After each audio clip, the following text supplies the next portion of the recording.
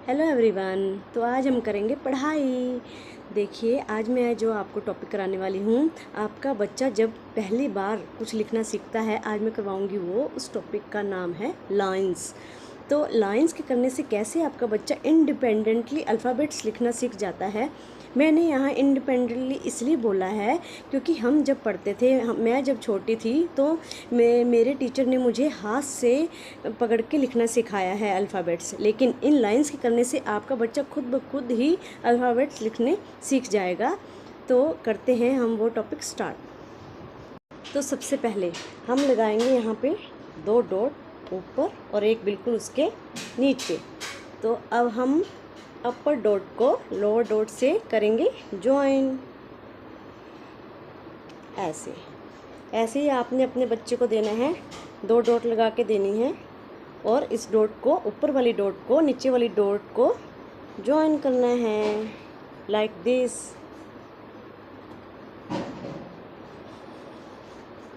इस लाइन को कहते हैं स्टैंडिंग लाइन, क्योंकि ये है एक खड़े हुए इंसान की तरह है, तो इस लाइन को कहते हैं स्टैंडिंग लाइन।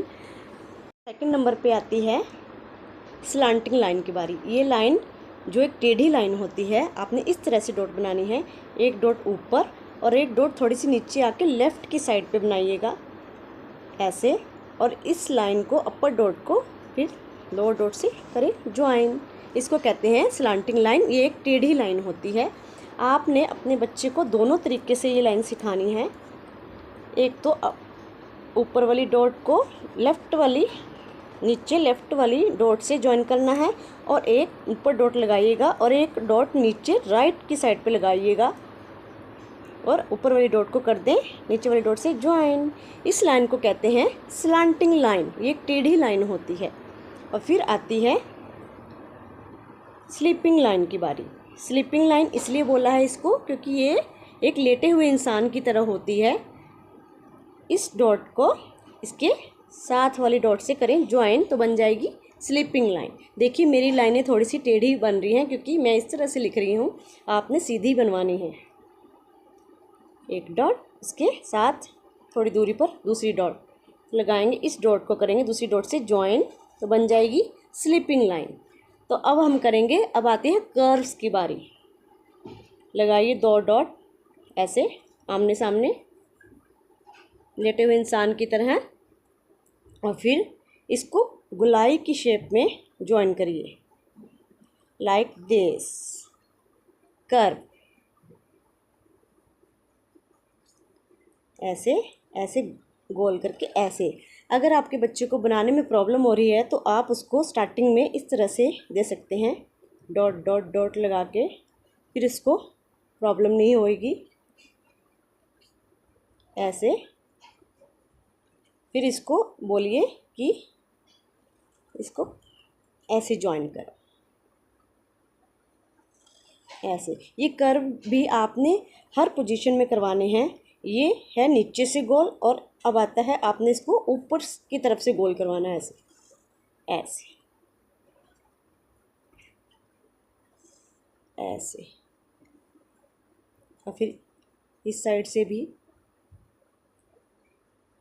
ऐसे ऐसे। और फिर आता है लास्ट इज इस तरफ से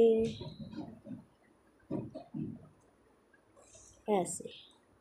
तो गाइज़, आपने अपने बच्चों को ये लाइंस और कर्व्स रिपीट करवाने हैं डेली। और ये नहीं है कि आप एक ही दिन में ये सारे लाइंस करवाएंगे और कर्व्स करवाएंगे। आपने अपने बच्चों को 1 बाय 1 करवानी है। मतलब 1 वीक तक आप सिर्फ उसको स्टैंडिंग लाइन ही दीजिए। जब आपका बच्चा स्टैंडिंग लाइन लिखने सीख जाता है तो उसके बाद उसको स्लांटिंग लाइन दीजिए 1 वीक तक, फिर उसको स्लीपिंग लाइन करवाइए, फिर उसको कर्व्स करवाइए, 1 बाय 1 करके करवाइए। क्योंकि छोटे बच्चे का सिलेबस इतना तो है नहीं और उसको लिखने में भी प्रॉब्लम होती है क्योंकि उसने ये कभी लिखना नहीं सीखा, तो उसको लिखने में थोड़ी सी देरी लगेगी। तो इसको 1 बाय 1 ही करवाइएगा। ये लाइंस करवाने के मोटिव कई हैं। एक तो उसको पेंसिल पकड़नी आती है, पेंसिल चलानी आती है, यहाँ तक कि पेंसिल पे अपनी पकड़ बनानी आती है। और इन लाइंस के करने से आपका बच्चा जो है इंडिपेंडेंटली अल्फ़ाबेट्स बनाने सीख जाएगा। वो भी मैं आपको बाद वाली वीडियो में शेयर करूँगी। तो सबसे पहले यही टॉपिक आता है जहाँ से आपका बच्चा जो है लिखना स्टार्ट करता है। Standing line, slanting line, slipping line, curves करवाइएगा। Thank you guys.